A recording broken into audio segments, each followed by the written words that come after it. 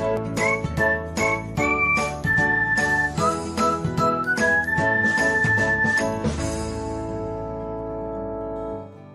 everyone, welcome back to another episode of Technologyglance.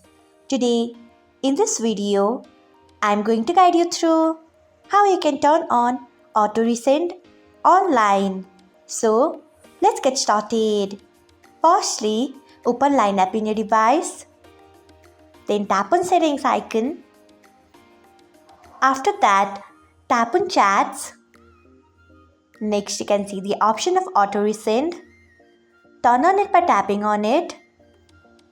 So, this is how you can turn on auto resend online. Thanks for watching.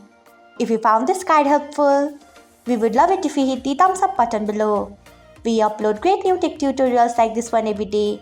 So, do not forget to subscribe to our channel and hit the bell icon so that you'll never miss another update.